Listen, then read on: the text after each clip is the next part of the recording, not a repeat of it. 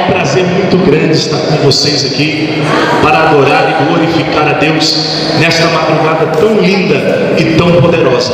Sorocaba tem um pedacinho do céu, e essa quadra, todos os segundos sábados de cada mês, vira um pedacinho do céu, onde nós adoramos, glorificamos e exaltamos o Deus de Israel, aquele que pode tudo, aquele que te tirou do lamaçal do pecado, te deu um banho e fez você assentar entre os príncipes. A minha satisfação, minha alegria é muito grande estar aqui.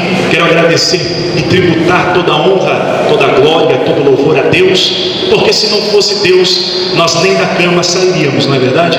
Eu agradeço a Deus por esta oportunidade e agradeço também ao pastor Alex, que confiou esta tribuna à nossa pessoa. Que Deus abençoe, que Deus abençoe os obreiros que aqui estão também, a cantora Elisângela Miguel, que Deus abençoe os pastores que estão aqui nesta noite para adorar e glorificar a Deus, que Deus abençoe a irmã e missionária Edna, grande amiga. Todas as vezes que eu convido ela para adorar a Deus, ela não mede esforços. Que Deus abençoe, viu, missionária Edna? Que o Senhor venha te recompensar, amém? Que é uma cantora, uma pregadora de fogo para levar para a tua igreja? Leva a missionária Edna, é uma bênção, amém? Glória a Deus, louvado seja Deus. Agradeço.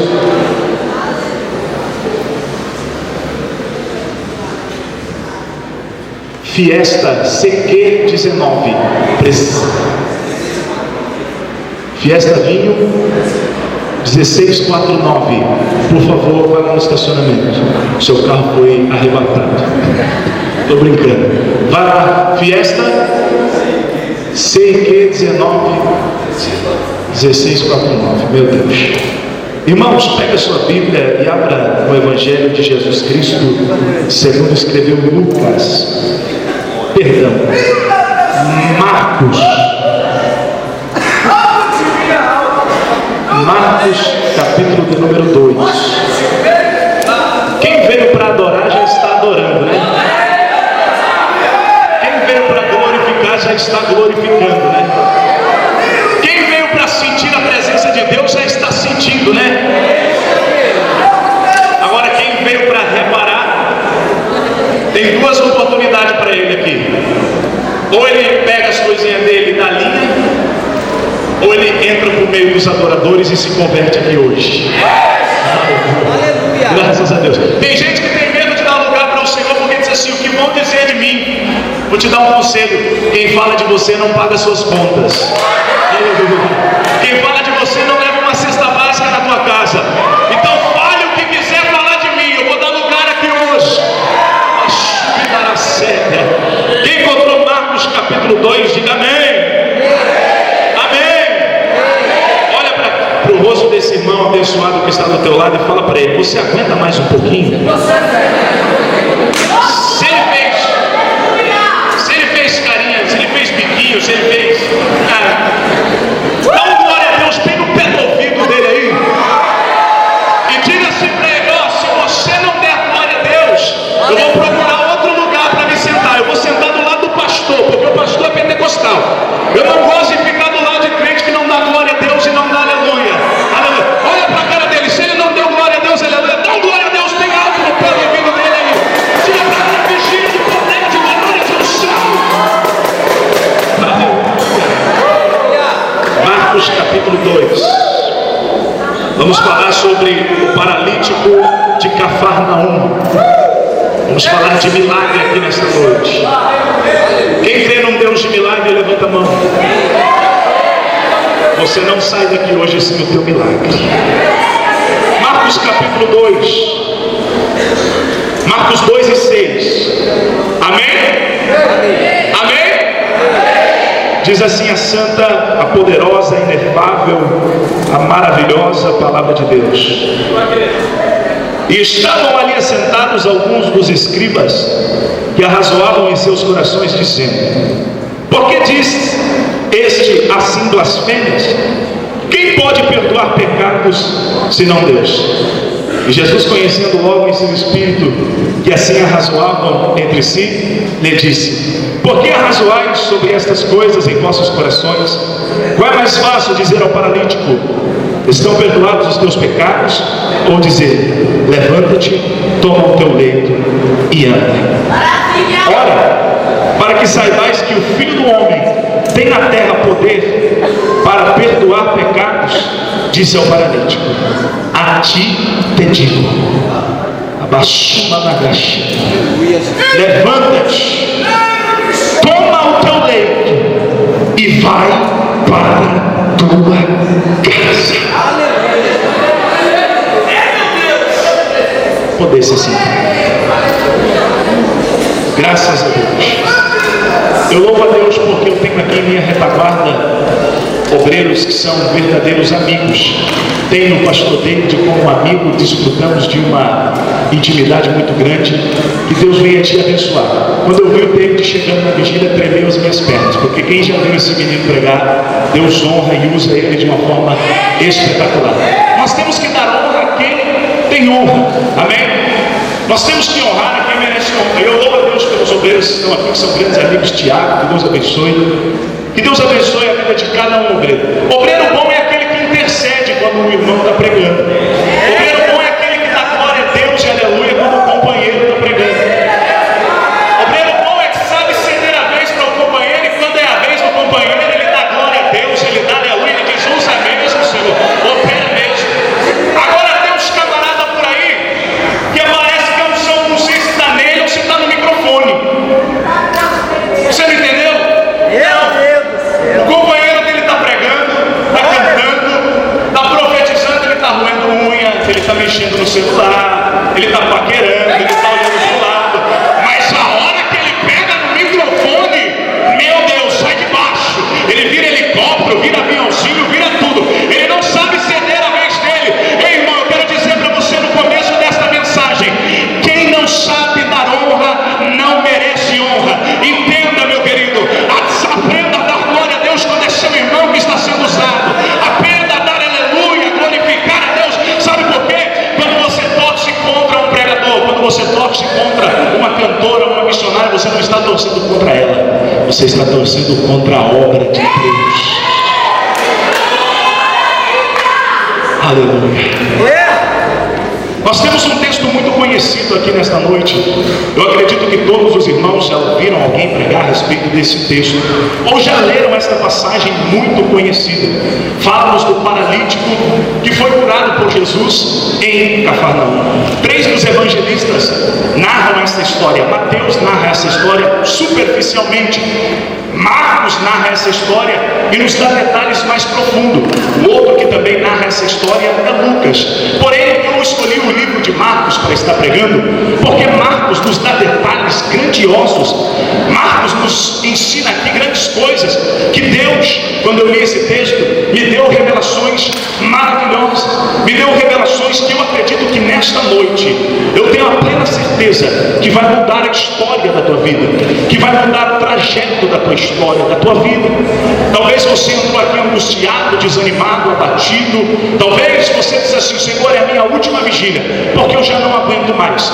Mas o Senhor se levantou ao teu favor aqui nesta noite, pôs a mão no peito do diabo e disse assim: a última vigília pode ser para o diabo, mas para você não. Aleluia, porque eu tenho um plano de vitória, eu tenho um plano de conquista para a tua vida.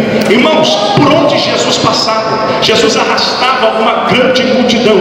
Jesus começa o seu ministério aqui em Marcos, relatando, citando o ministério de Jesus, curando, fazendo maravilhas, fazendo prodígios. E a fama de Jesus começou a correr. A fama de Jesus foi por todos os lados. Se tem uma coisa que me chama muita atenção, é que Jesus nunca precisou fazer autopropaganda de si mesmo para conquistar as coisas. Jesus nunca precisou dizer: ei, vai lá, porque sou eu que estarei pregando, vai lá. Jesus nunca precisou fazer isso. Muito pelo contrário, todas as vezes que Jesus curava alguém, ele dizia assim: olha, vai, não, a tua fé te salvou. Agora medite comigo, imagine comigo. Muitas vezes hoje em dia, nos nossos dias atuais, as pessoas fazem a obra de Deus, as pessoas pregam, louvam a Deus, e às vezes querem a glória e a honra para si mesmo. Mas a honra, a glória, o louvor, toda a exaltação aqui nesta noite pertence a um só, e esse se chama Jesus Cristo de Nazaré. Aleluia. O meu Jesus, ele arrastava uma grande multidão por causa dos frutos dele. Por onde ele passava, as pessoas viam paralíticos sendo levantados, as pessoas viam surdo ouvido, as pessoas viam cego enxergando. E o testemunho e os frutos de Jesus era o que falava por ele. Meus irmãos, quando nós falamos de nós mesmos, nós não conseguimos nada. Quando nós falamos de nós mesmos, nós não chegamos em lugar nenhum. Agora, quando nós deixamos os nossos frutos falar por nós, com certeza nós vamos chegar em grandes lugares. Com certeza nós vamos chegar em grandes lugares. Escuta, eu não sei se você já deparou com pessoas que falam muito de si mesmo, e geralmente quem fala muito faz pouco. Geralmente quem conta muito vantagem faz pouco. Aí você diz para mim: mas como é então que Jesus arrastava esta grande multidão? Como é então que Jesus conseguia em uma casa em Cafarnaum fazer com que a casa ficasse repleta, fazer com que a casa ficasse lotada, fazer com que nem nos lugares junto à porta da casa tivesse pessoas? Sabe por quê, meus irmãos? Quando ouvia-se falar de Jesus, ouvia-se falar de milagre. Quando ouvia-se falar de Jesus, ouvia-se falar de prodígios e de maravilhas. E foi por isso que a casa do capítulo 2 de Marcos se encheu.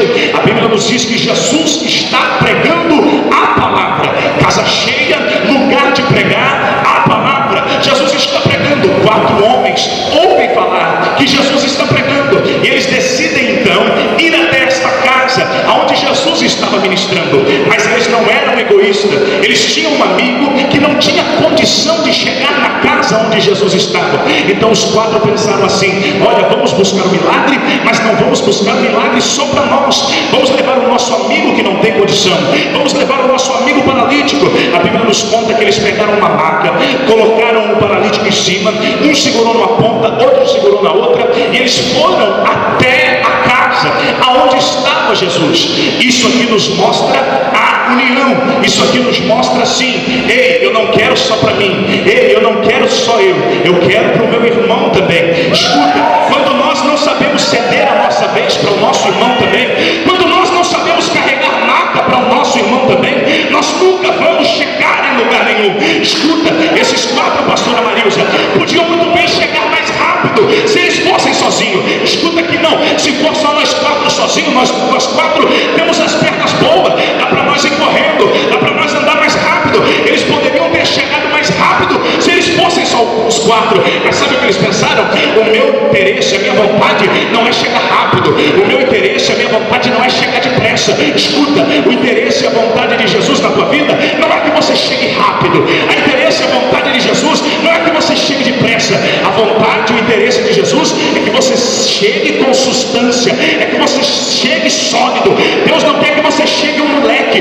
Deus quer que você chegue um homem formado debaixo da graça e da unção de Deus. É por isso que talvez às vezes Jesus coloca algumas coisas na tua vida. Eu quero dizer uma coisa para você: os 4 poderiam ter chegado até um pouquinho atrasado, mas que eles tiveram lições de vida com o paralítico, isso eles tiveram. Escuta, você está querendo chegar depressa demais, você está querendo abraçar a bênção depressa demais, e Deus está colocando paralíticos do seu lado.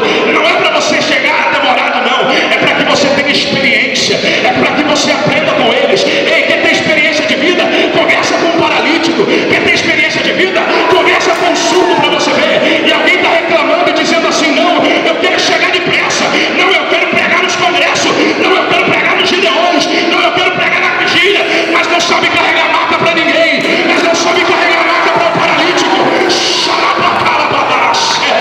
Adora a Deus, adora a Deus. Levanta a mão assim, comece a adorar a Deus. Adora a Deus, adora a Deus.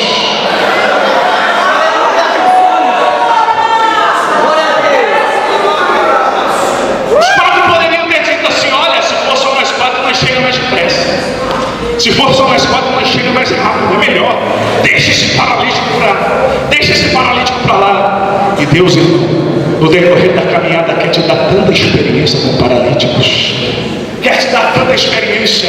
Escuta, alguém ter reclamado e ter dito assim: já era para mim estar lá, já era para mim ter chegado lá. Escuta, isso é conversa, porque o que é seu vai chegar nas tuas mãos. O diabo não pode roubar o que é teu, o diabo não pode frustrar os sonhos de Deus para a tua vida. Sabe por quê? Porque antes de você sonhar, Deus sonhou para você, e não tem capeta que fique parado na tua frente, não tem obstáculo, não tem porta que fique na tua frente. Se Deus prometeu para você que você iria chegar, custe o preço que custar, Você vai chegar, você vai chegar, você vai chegar. Deus está renovando promessas aqui nessa noite. É porque no decorrer da caminhada você diz assim: Senhor, o Senhor prometeu, mas do jeito que anda as coisas, parece que não vai acontecer. É que Deus está querendo te dar experiência, é que Deus está querendo te dar lições de vida, mas que vai acontecer, isso vai, mas que vai acontecer, isso vai. A palavra de hoje é paciência, a palavra de hoje é paciência. Espera, espera, espera, espera. Se Deus falou, vai acontecer.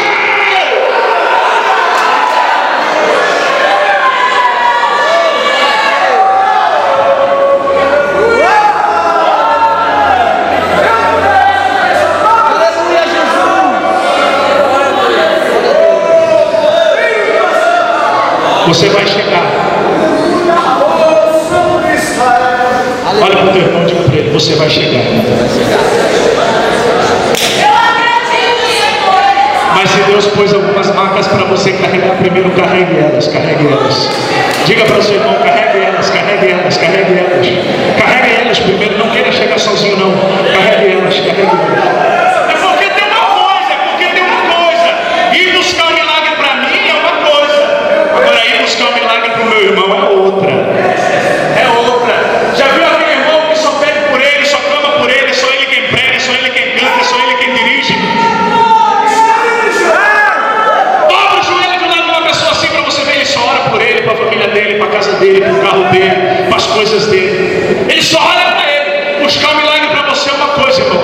Agora os quatro se juntar para buscar um milagre pelo amigo é outra. Escuta, quando você busca um milagre por alguém, Jesus contempla e vê, e o seu milagre já está reservado, já está guardado. Só que